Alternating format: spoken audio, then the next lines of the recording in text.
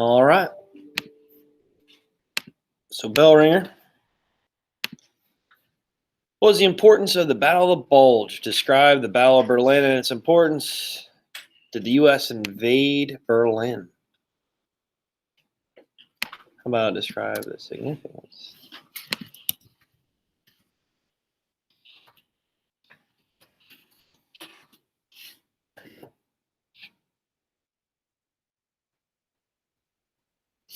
Here we go. Give you some time to work on that. We'll move on today.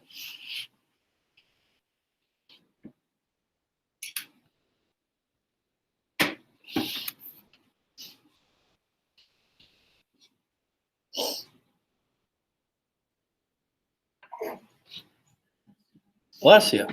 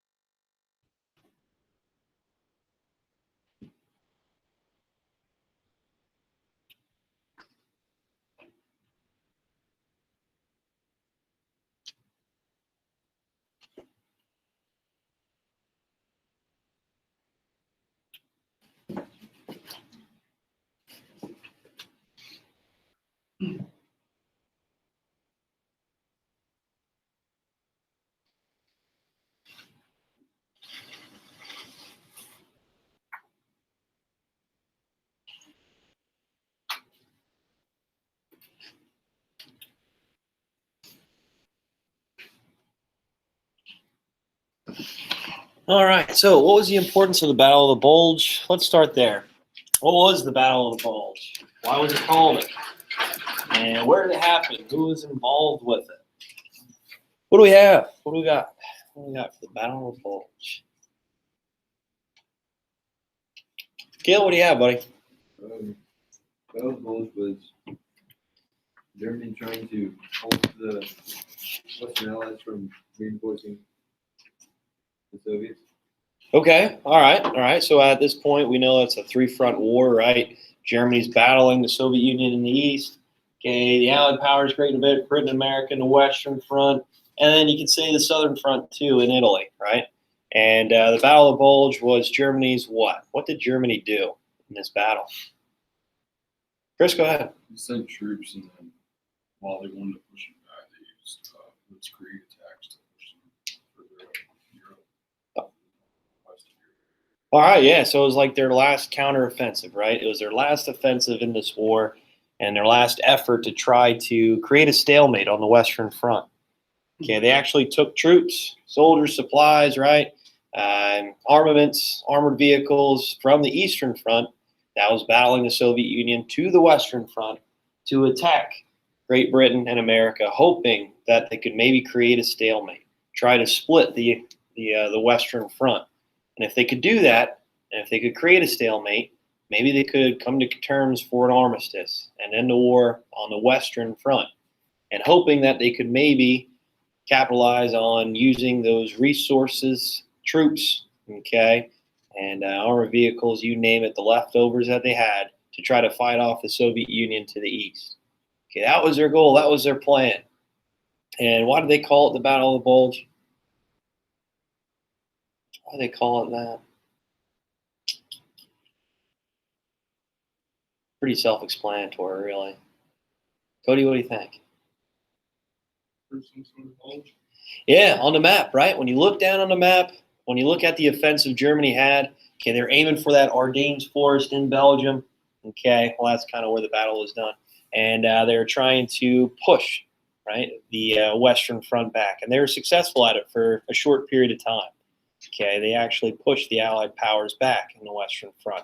And when you look down on the map, it looked like a triangular bulge, okay, obviously where the German army, okay, was, obviously initiating this counteroffensive.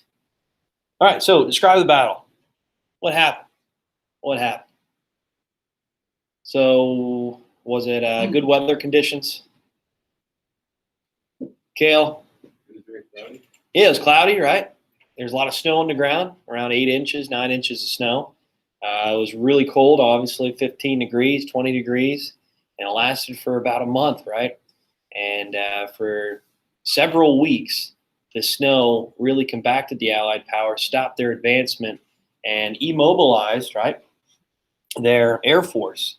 So no longer the Allied powers could use their air force with this cloudy, weather, right, with the cloud cover.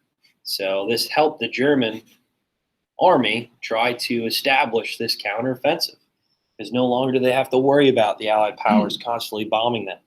Right? This cloud cover prevented the Allied powers from using their air force.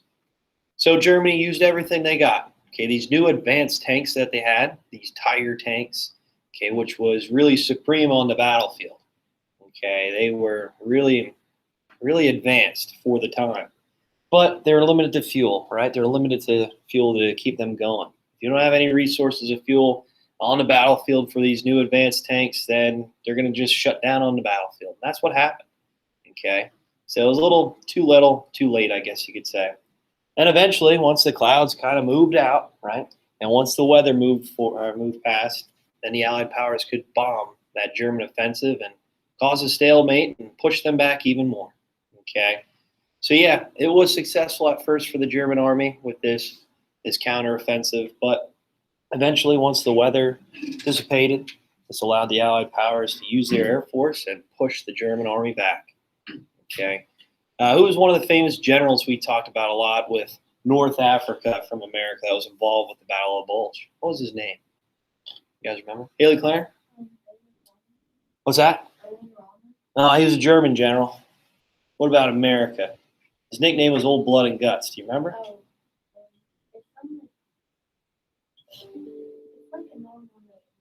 Yeah, a normal name. Is that what you said?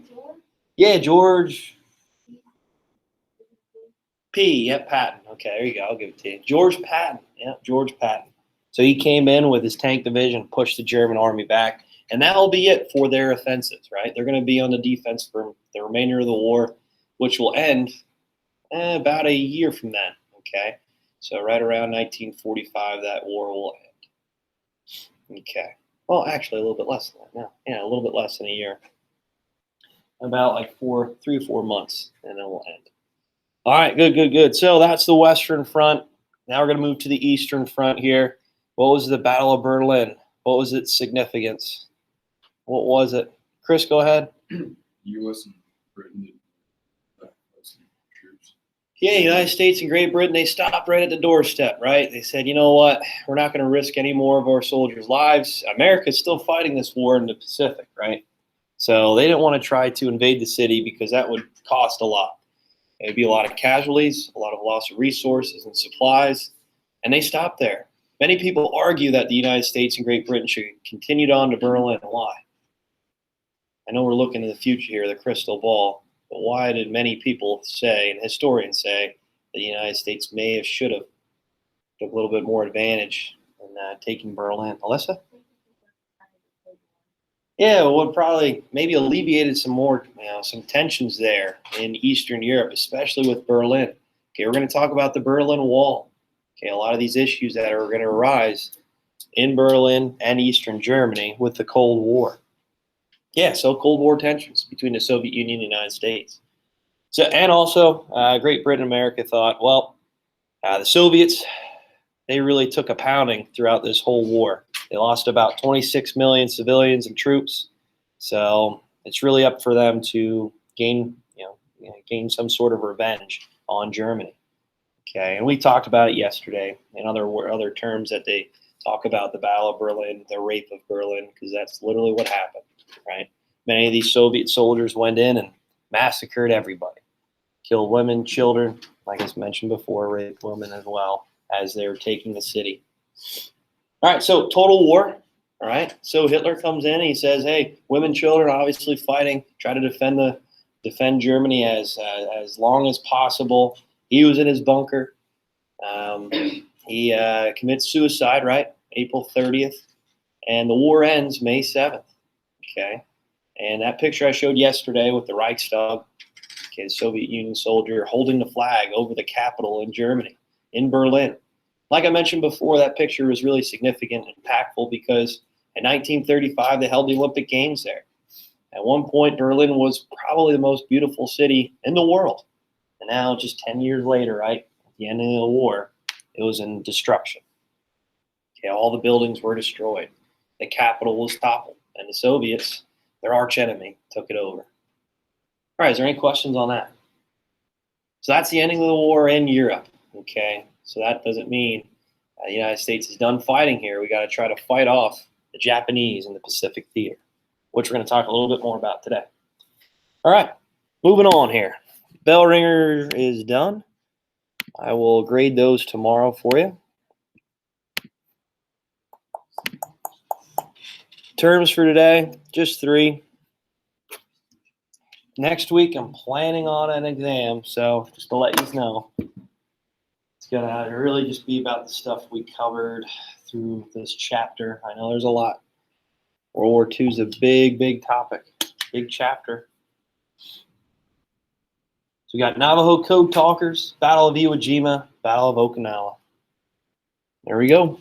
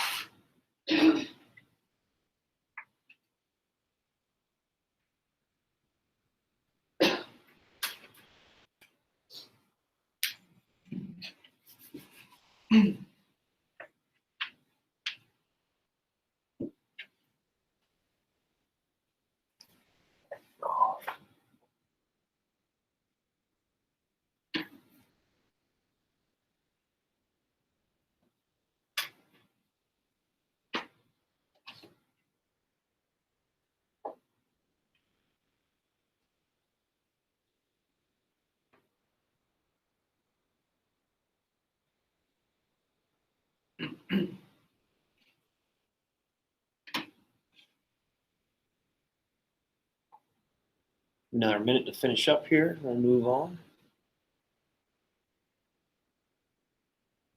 Enemy excited for Enemy at the Gates here. 3rd period, yeah. You like the movie so far? Not bad. I don't know why I was causing some issues there yesterday. I guess I had to clear it off, clean it up a little bit. Yeah. Yeah.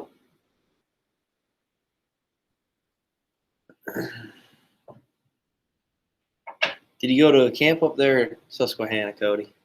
Yeah, high school.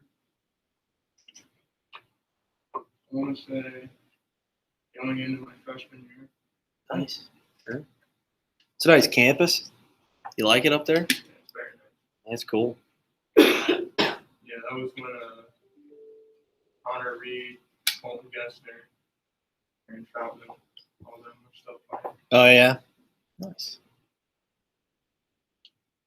All right. So Navajo code talkers, what do we have here? What do we have? Ailey Ryder, what do you have for Navajo code talkers? I have a code talker was a person employed by the military during wartime to use a little-known language as a means of secret communication. The term is now usually associated with United States service members during world wars who use their knowledge of Native American languages as a basis to transmit code messages. Awesome. Yep. Good job. Good job. So with the Navajo code talkers, we're going to utilize this language that's very little known to many people, especially in the United States, but the world, right? Okay. How could Japan crack this code if it's in a language that's been obviously in the United States since who knows how long, right? For a long, long period of time, and many people really don't even know the language as well. So with that being said, we're going to utilize this language and use it as a way to disguise transmissions, code strategies across the Pacific, and hope that the Japanese never crack it, which they never did, right? They never did. They actually allowed, I guess you could say, some people try to crack this code, okay, after the war, and it took till 1968 to actually figure out some of these transmissions, and obviously the war was long over since then. So it's really cool how we could utilize this language that's been in the U.S. and well, America. I won't say the U.S. because it was way before the United States was even formed. That this language to help us with our military strategies and plans. All right, Battle of Iwo Jima. What do we have? What do we got here? Go ahead, Cody. Major battle in which the United States Marine Corps and the Navy landed on the island of Iwo Jima Yeah. So Iwo. What's that? against the Japanese army. Yeah. Good job. Good job. So Iwo Jima, right off the coast here. There's a chain of islands off the coast of Japan. Okay. There's small little islands off the coast of Japan, and obviously this is getting closer and closer to the end of the war in the Pacific. All right, so Iwo Jima is just that next stepping stone. The United States is island hopping their way across the Pacific, and look where they're at, right next door. Okay, so Iwo Jima and Okinawa are two islands that are heavily defended.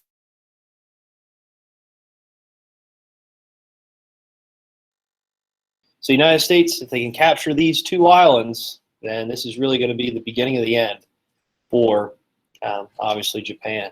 And this is where we're going to send off the atomic bombs, right, from these air bases as we're getting closer and closer.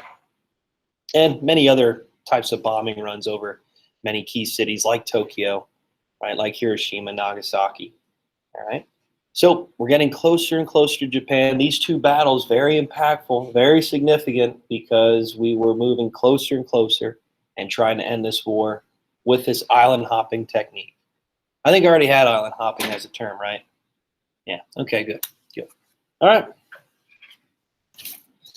right. So today we're going to talk about the end of the war in the Pacific. We'll talk about the bombs more tomorrow.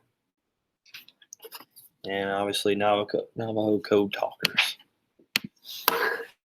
All right, so the war ended up in Europe. Germany's defeated. The Battle of Berlin. It's looking pretty good. Remember that Tehran conference? I know I talked about it a lot already. But what did FDR want from Stalin? What did he want from Stalin? Chris, go ahead. Yeah, support against the Japanese, right? He wanted the Soviet Union to help out some way against the Japanese as the United States is trying to push back this Axis power in the Pacific. Now by 1945, early May of 1945, Italy's defeated, obviously, and Germany. So now it's just Japan. Okay, and the United States is doing their best to try to push back this imperial Japan, right, in the Pacific, island hopping their way across the Pacific ever since we left off, I believe, with the Battle of Midway. Okay, getting closer and closer to Japan. All right. So with that being said, we needed a way to try to transmit messages across the Pacific because it's such a large area, right? And the only way to try to send communication of military strategies and tactics is through radio frequencies, right? Through radio, okay? And we had to disguise these messages, obviously.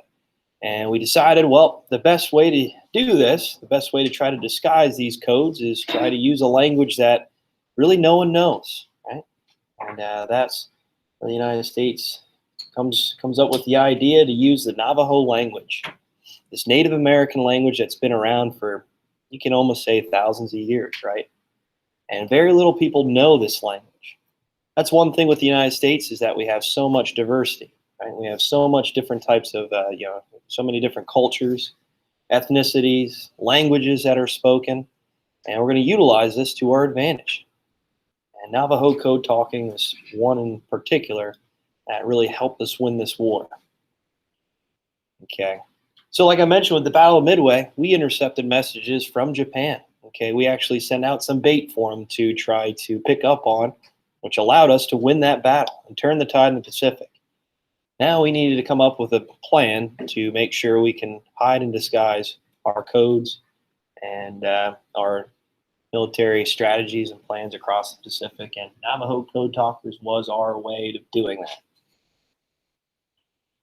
Obviously on the battlefield, okay, they came into play when it came to trying to maybe outflank and help the United States fight in this Pacific theater, okay, fight in this environment, which we're going to talk about with Okinawa and Iwo Jima. This island was an environment, obviously, that the United States really never fought before in. Okay, I guess you could say, yeah, with the Spanish-American War in the Philippines, but this is a little bit more intensive, right? A lot more intensive, and the Japanese are going to do their best to try to create bunkers all throughout, and hideouts and different types of places of hiding and traps all throughout these small islands, moving closer and closer to Japan. And they had this idea, this never give up, this never quit mentality. It was in their culture. They'd rather commit suicide, literally, rather than surrendering to the United States. But anyway, this is how we're getting closer and closer to Japan.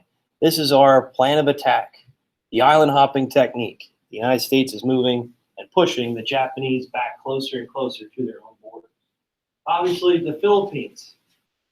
Who was that famous general that said, "I'll be back"?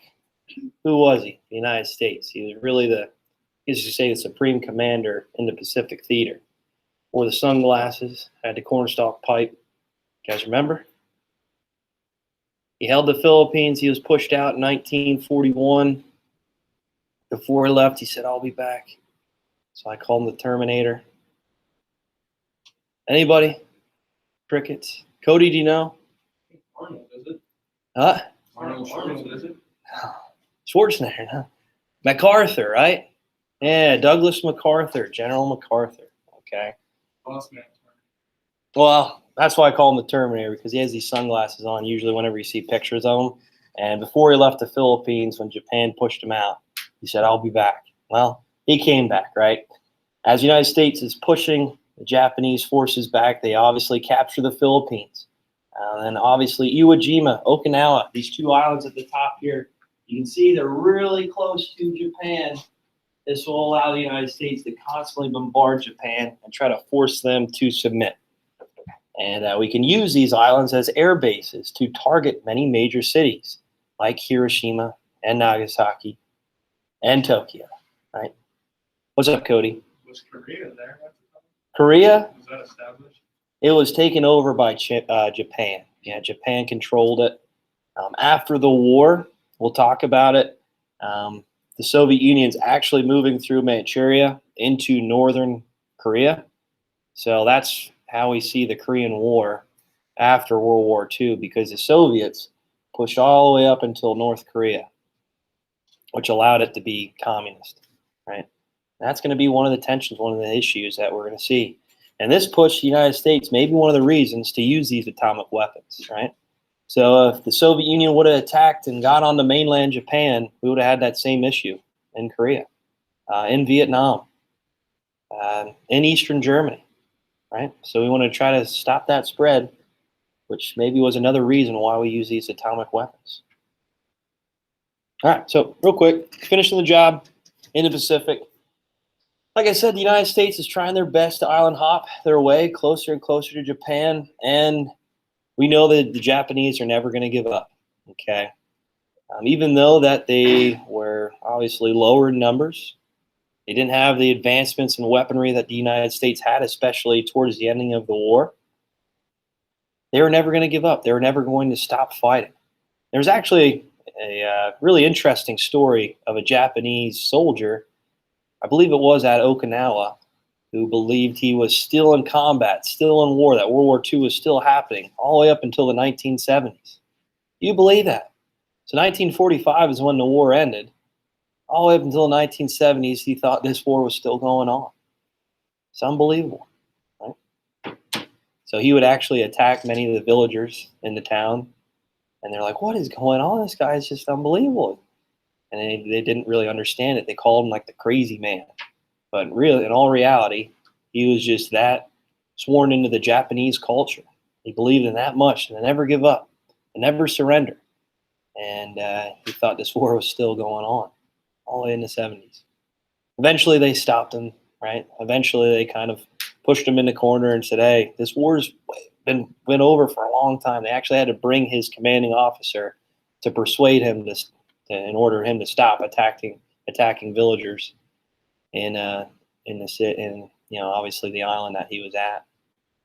But he hid in bunkers. That was kind of getting to my point.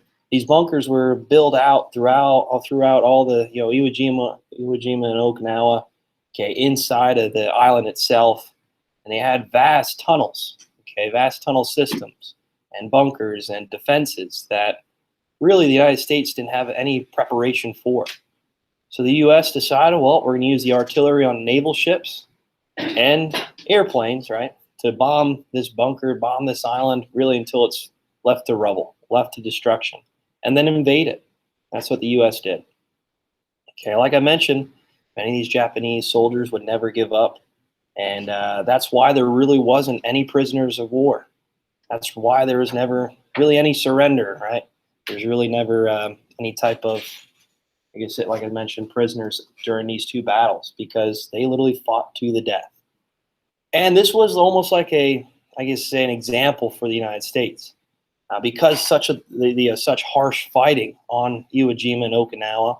The United States was like, you know what? If we try to invade the mainland of Japan, it's going to be like Iwo Jima. It's going to be like Okinawa, where there's mass casualties, mass deaths, because they're never going to surrender. They're never going to give up. And if the U.S. tried to invade the mainland of Japan, this was projected to be in the millions of deaths, of casualties, right? My grandfather, he was talking about a little bit before he passed away. I was really young, though, at the time. He said, yep, I was packed up, ready to go, because I was on a ship heading out pretty much towards Okinawa and Iwo Jima to invade the island of Japan. And many of the officers were saying to him that this was it, right? This would be his last mission, because they knew the Japanese soldiers would never give up. And obviously, he was 18, 19 years old. He was really struggling with the fact that this could be it, right? He was such a young man at the time. But I remember him talking. He's like, you know what? The atomic weapons, even though they're killed a lot of innocent people, who knows? Many of us might not have been here, right? We might not be here because we have people in our families that served during World War II, obviously. I just kind of, it's just something that I always think about. If that invasion would have happened, who knows what our country, what the world would look like today if we didn't use those atomic weapons. All right, is there any questions on Okinawa and Iwo Jima? Like I mentioned, two islands getting closer and closer to Japan. They're really right off the coast. And we can use this as air bases to try to target many of these key cities in Japan. And this was really the example set to the United States, saying, hey, if we try to invade the mainland, there's going to be millions of deaths, millions of American soldiers that won't make it back home if we try to invade this island. All right. This is going to lead into the atomic weapons, which we'll talk about tomorrow. All right, so I'll show you a quick video of Iwo Jima